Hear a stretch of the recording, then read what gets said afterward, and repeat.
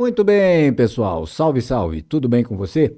Eu sou o professor Luciano Adley e esta é mais uma live de Fundamentos da Física Contemporânea. Sejam todos bem-vindos.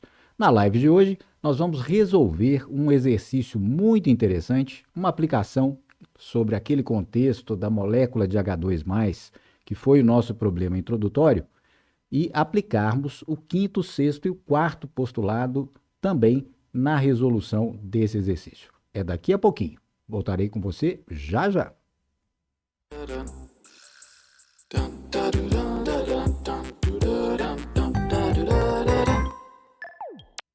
De volta com você e nesta live, como eu anunciei, nós vamos resolver um problema de aplicação muito interessante envolvendo o quarto, o quinto e o sexto postulados da mecânica quântica. Então vamos lá apresentar esse nosso problema.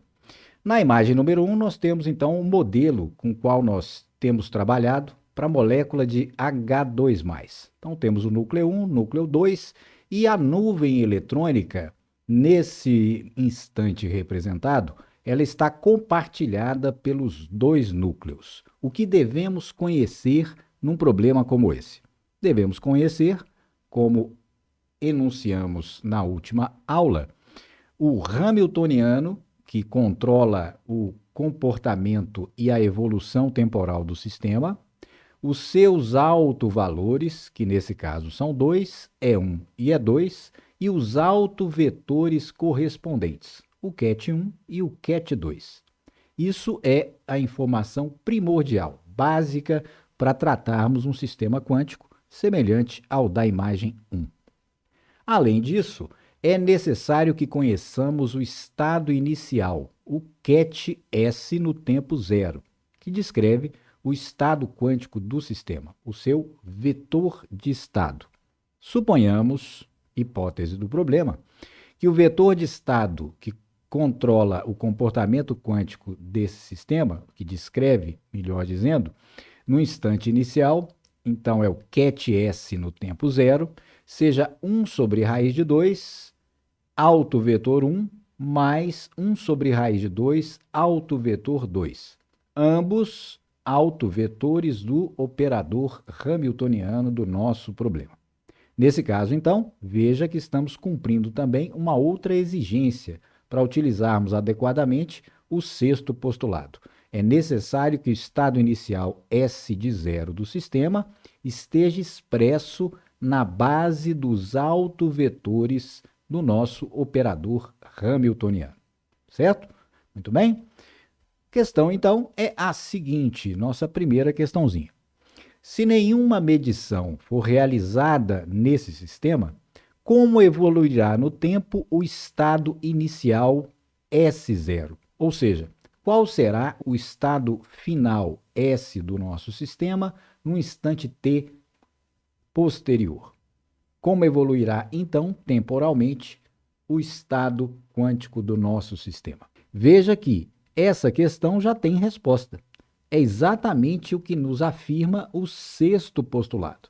Aplicando-se a equação de Schrödinger, como fizemos na última live, para esse estado inicial e para o operador hamiltoniano dados, nós obteremos então a evolução temporal padrão. Lembra-se? Veja lá. É a expressão número 1. O estado final do sistema será o coeficiente 1 inicial, exponencial complexa do alto valor de energia é 1, vezes o alto vetor 1, mais coeficiente 2 inicial, exponencial complexa do alto valor de energia é 2, vezes o alto vetor 2. Isso ocorrerá sempre que o nosso estado inicial estiver expresso na base dos autovetores do operador hamiltoniano do problema. Portanto, a expressão 1 é genérica, qualquer que seja o sistema de dois níveis que estivermos analisando. Por isso, então, basta substituir o que nós já conhecemos. Como o estado inicial S0 foi dado, 1 sobre raiz de 2, autovetor 1, mais 1 sobre raiz de 2, autovetor 2. Nesse caso particular, então, veja lá.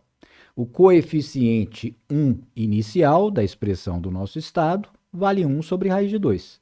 Da mesma maneira, o coeficiente inicial C2 também vale, para esse caso particular que estamos tratando, 1 sobre raiz de 2. Desse modo, basta utilizar a expressão número 1, substituindo nela os valores de C1 e C2 iniciais. Então, veja lá qual seria a resposta. Se nenhuma medição for realizada naquele sistema, o estado quântico desse sistema, para um instante posterior, será coeficiente 1 no instante 0, que é 1 sobre raiz de 2.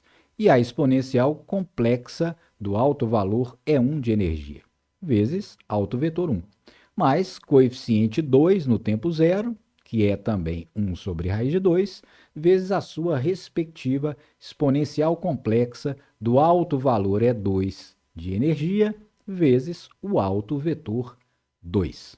Então, esse problema da evolução temporal de um sistema de níveis discretos, que podemos identificar pelos autovalores E1, E2, E3, En e correspondentes autovetores, já está resolvido. Aqui não temos nenhuma novidade.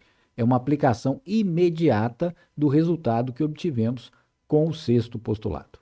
A novidade de hoje, veja lá, é exatamente a questão número 2.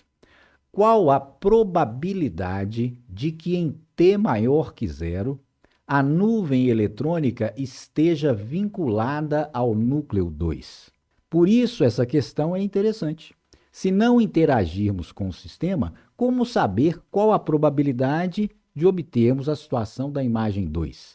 Ou seja, em algum instante posterior, sem que nós façamos nenhuma perturbação ou interação ou medida no sistema, como saber a probabilidade de que em algum instante posterior a nuvem eletrônica esteja vinculada ao núcleo 2. Portanto, o sistema seja encontrado no estado beta, que nós já sabemos, por definição, ser 0,1. Ora, probabilidade diz respeito ao quarto postulado, lembra-se? Pelo quarto postulado, nós temos a expressão 1.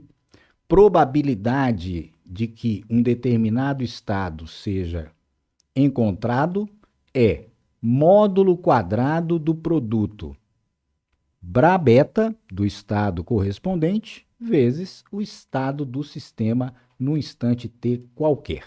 Essa expressão é exatamente a aplicação do quarto postulado para a questão número 2 que estamos propondo.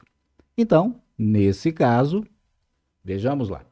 O nosso estado S de t já é conhecido. 1 sobre raiz de 2, exponencial complexa do alto valor é 1, mais 1 sobre raiz de 2, exponencial complexa, semelhantemente, do alto valor é 2. O que temos que calcular? Exatamente o produto interno, o braquete beta-S de t. Lembra-se? O ket beta é o vetor expresso por uma matriz coluna 0, 1. O seu bra correspondente sabemos fazer. Então, basta aplicarmos o bra beta vezes o ket 1 mais bra beta vezes o ket 2, uma vez que os dois outros termos são constantes, eles são escalares, nesse caso complexos. Portanto, temos que fazer o produto braquete beta 1 e beta 2. Conhecemos as expressões de todos eles. Então, teremos lá explicitamente, veja lá, bra beta 0, 1, matriz transposta conjugada de 0, 1 é 0, 1, vezes o nosso ket alto vetor 1 é 1 sobre raiz de 2, 1, 1. E isso resulta, desenvolvendo, em 1 sobre raiz de 2, 0 vezes 1 mais 1 vezes 1, o que é 1 sobre raiz de 2. Portanto, o primeiro produto braquete de que precisamos, bra beta vezes alto vetor 1, resulta em 1 sobre raiz de 2. Fazendo agora o segundo produto, da mesma maneira. Bra beta vezes alto vetor 2. O bra beta é 0, 1. 1 sobre raiz de 2. O alto vetor 2 é menos 1, 1. E isso resulta em 1 sobre raiz de 2, 0 vezes menos 1, mais 1 vezes 1, o que também dá o mesmo valor anterior, 1 sobre raiz de 2. Portanto, na expressão 2 de que necessitamos, tanto brabeta vezes o alto vetor 1 e brabeta vezes o alto vetor 2, ambos resultam no valor 1 sobre raiz de 2. Vamos substituir, então. Veja lá. Então, na nossa expressão número 2, conhecemos os dois produtos internos. Substituindo, primeiro é 1 sobre raiz de 2 e o segundo também. Fazendo o produto 1 sobre raiz de 2, nos dois casos, obteremos meio. E a nossa expressão ficará. Expressão número 3, brabeta vezes o estado genérico do sistema para um tempo maior que zero, será então meio exponencial complexa de E1 sobre H cortado T, mais meio exponencial complexa de E2 sobre H cortado T. Lembre-se, queremos a probabilidade de encontrarmos o estado beta. Pelo quarto postulado, como dissemos há pouco, essa probabilidade é o módulo quadrado desse valor. Repare que esse valor que nós obtivemos é um valor complexo. Ele pode ser expresso como um número complexo z, na forma algébrica se quisermos. E como calcular o módulo ao quadrado de um número complexo z? Na nossa revisão básica de álgebra linear, nós vimos o módulo quadrado de qualquer número complexo z é z vezes o seu complexo conjugado, z vezes z asterisco. Desse modo, então, veja lá, teremos que calcular a expressão 4. Para obtermos o módulo de βs de t ao quadrado, devemos fazer βs de t vezes o complexo conjugado de βs de t, sendo βs de t a soma dessas duas exponenciais complexas. Então, é isso, expressão 4, que deve ser desenvolvida para que possamos obter, então, a probabilidade de, no instante futuro, encontrarmos o sistema no estado beta. Como fazer analiticamente esse cálculo? Veja lá. Devemos, então, apanhar o produto βs de t, que é meio da exponencial complexa de E1 mais meio exponencial complexa de E2 sobre h cortado t, vezes o seu complexo conjugado. Note que o complexo conjugado dessas duas exponenciais é obtido facilmente. Lembra-se? Basta trocar o sinal do expoente. Então, o complexo conjugado de E elevado a menos I E1 sobre H cortado T é exatamente E elevado a mais I E1 sobre H cortado T. O mesmo vale para o segundo termo. Então, teremos lá mais E elevado a mais I E2 sobre H cortado T. Agora devemos fazer esse produto. São 4 termos e devemos, então, multiplicar 2 a 2. Primeiro segundo, mais primeiro quarto, mais segundo terceiro, mais segundo quarto. Efetuando esses 4 produtos, observe o que obteremos. Veja lá. Primeiro vezes terceiro. Teremos, então, E elevado a menos I E1 sobre H cortado T, vezes E elevado a IE1 sobre H cortado T. Conservando a base, somando os expoentes, teremos E elevado a zero. Primeiro vezes o quarto vai resultar em meio vezes meio, isso dá 1 quarto. Exponencial, vamos conservar a base e somar os expoentes. Aqui vamos colocar menos i em evidência, então ficará E1 menos E2 sobre H cortado T, sobre H cortado vezes T. Agora, segundo vezes terceiro, meio vezes meio, 1 quarto. E, de novo, teremos E como base, somamos os expoentes. Nesse caso, vamos colocar apenas I em evidência. E teremos E1 menos E2 sobre H cortado T. E, finalmente, o segundo vezes o quarto termo. Teremos meio vezes meio, 1 quarto. E, de novo, exponencial de menos I é 2 vezes exponencial de mais I é 2. Então, teremos exponencial elevado a zero. E esses, então, são os 4 termos que resultam do produto que estamos calculando. Nesse caso, os termos 1 e 4, primeiro e quarto, resultam naturalmente em 1/4. E elevado a zero é 1. Passando a limpo, veja lá, teremos então probabilidade de obtermos o estado beta será 1/4 mais 1/4 da exponencial complexa com a diferença dos valores de energia, mais 1/4 exponencial complexa, diferença dos valores de energia sobre H cortado, esse termo positivo, e mais 1/4.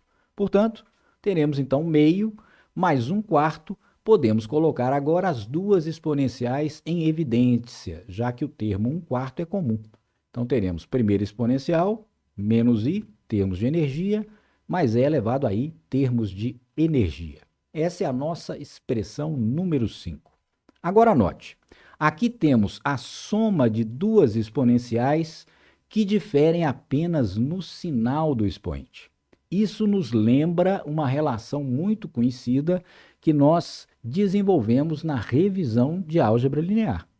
Para esse caso, nós devemos usar a famosa relação de Euler, ou Euler, que permite expressar uma exponencial complexa como a soma de cosseno mais i seno. Então, com isso, poderemos desenvolver explicitamente essa soma. Lembrando que, propriedade fundamental que revisamos numa das atividades de álgebra linear. Essa identidade é plenamente verdadeira. E elevado a menos iθ mais E elevado a iθ é exatamente 2 vezes cosseno de θ, onde θ é o termo, é o argumento preso à unidade complexa i. Nesse caso, quem é o nosso θ? O nosso θ será exatamente o termo com a diferença dos autovalores, dos valores de energia. Então, E1 menos E2 sobre H cortado T será o nosso θ. E o mesmo acontece no segundo termo. Por isso, então, essa soma equivale a 2 cosseno do termo E1 menos E2 sobre H cortado vezes T. E, portanto, teremos lá, veja, probabilidade de encontrarmos o estado beta, nuvem eletrônica pertencente apenas ao núcleo 2, num determinado momento, será meio mais 1/4, e a soma das duas exponenciais, pela relação de Euler, resulta em 2 cosseno de E1 menos E2 sobre H cortado T, que faz o nosso papel de θ nessa identidade. Naturalmente, podemos simplificar 4 e 2 e obteremos lá meio mais meio cosseno da diferença dos valores de energia sobre H cortado T. E isso pode ser posto de uma maneira mais compacta. Veja lá, relação número 6. Teremos 1 mais cosseno do termo de energia vezes tempo sobre 2.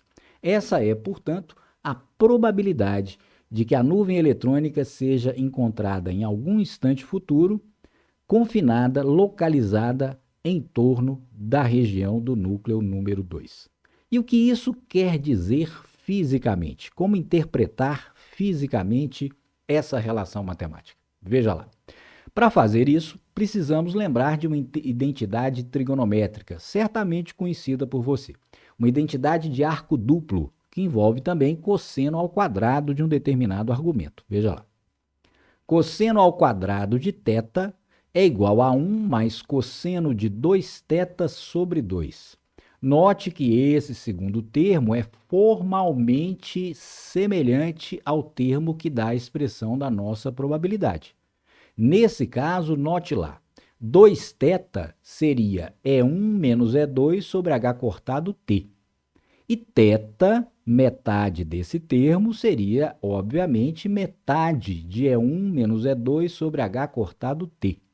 Desse modo, podemos, então, reescrever a expressão da probabilidade de encontrarmos o estado beta da forma 7. Note lá, teremos, então, apenas cosseno ao quadrado de E1 menos E2 sobre 2H cortado vezes tempo. Note que, tendo apenas esse termo, fica mais simples fisicamente interpretar o comportamento que ele descreve. Para isso, veja lá, vamos explorar os seus limites. Na imagem 3. Então, a probabilidade de que a nuvem eletrônica esteja localizada em torno do núcleo 2, probabilidade beta, pode ser resumida como cosseno ao quadrado de E1 menos E2 sobre 2H cortado T. Note que essa probabilidade variará ao longo do tempo. Ela não é fixa e ela variará entre dois extremos. Veja lá. O que ocorre quando o tempo é zero? Quando o tempo é zero, o argumento se anula. Teremos, então, cosseno de zero ao quadrado. Cosseno de zero é 1. Portanto, no instante inicial em que o nosso sistema começa a sua evolução, a probabilidade de encontrarmos a nuvem eletrônica localizada junto ao núcleo 2 é igual a 1, é de 100%. Mas há outro extremo. O que ocorre quando o tempo t vale πh cortado sobre E1 menos E2? Substituindo, πh cortado sobre E1 menos E2 resulta apenas, fazendo a simplificação, em π sobre 2. Teremos cosseno de π sobre 2 ao quadrado. Cosseno de π sobre 2, zero. Ao quadrado, zero. Probabilidade nula. O que significa que nesse instante t, que vamos chamar de tal tempo característico, de valor πh cortado sobre a diferença entre os autovalores de energia, a probabilidade de encontrarmos a nuvem eletrônica confinada no núcleo 2 é nula. Então, dessa maneira, a probabilidade variará ao longo do tempo. Começando em 1, ela se anula após um tempo tal, volta a ser 1 após o dobro desse tempo e assim consecutivamente. A probabilidade irá variar entre 100% e zero. E isso pode ser visto graficamente como aparece aqui na nossa imagenzinha número 4. Veja lá. No tempo zero, probabilidade de encontrarmos a nuvem eletrônica no núcleo 2 é de 100%. À medida que passa a evoluir o tempo, até chegar ao tempo característico tal que nós obtivemos no item anterior, a probabilidade se anula. No tempo 2 tal, o dobro daquele, ela volta a ser 100%. 3 tal, 0%, 4 tal, novamente 100% e assim consecutivamente. O que isso fisicamente nos diz de modo explícito? Lembremos, os dois estados possíveis, extremos, Pβ e Pα, a soma das probabilidades é igual a 1. Lembrando que o estado alfa seria nuvem eletrônica confinada em torno do núcleo 1. Ora, quando a probabilidade beta é 1, a probabilidade alfa é 0. Quando a probabilidade beta é 0, a probabilidade alfa deve ser 1, 100%. Portanto, a nuvem eletrônica ora estará junto ao núcleo 2 e ora estará junto ao núcleo 1. A nuvem eletrônica estará transitando periodicamente a cada intervalo de tempo tal entre os núcleos 1 e 2. Isso indica, portanto, que o nosso sistema não é estático. Ao longo do tempo, a nuvem eletrônica, então, migra, transita, passa a estar regionalmente localizada próximo ao núcleo 1, em torno do núcleo 1 ou do núcleo 2, continuamente enquanto o sistema não for perturbado. Veja que é uma previsão extremamente rigorosa do comportamento do sistema, que obtivemos de modo quântico, usando os postulados. Aqui não foi feito nenhum argumento clássico. Não precisamos chegar a esse resultado usando ideias, por exemplo, de força, de posição, de velocidade, que são conceitos completamente clássicos. Conseguimos fazer uma previsão de um comportamento razoável, ainda que no modelo muito simplificado, para a dinâmica, a mecânica quântica de um determinado sistema. Viu aí? É isso. Agora, deixe o seu like, compartilhe o vídeo e, se não é inscrito, inscreva-se no canal. Voltarei com você na próxima aula. Até lá e bons estudos!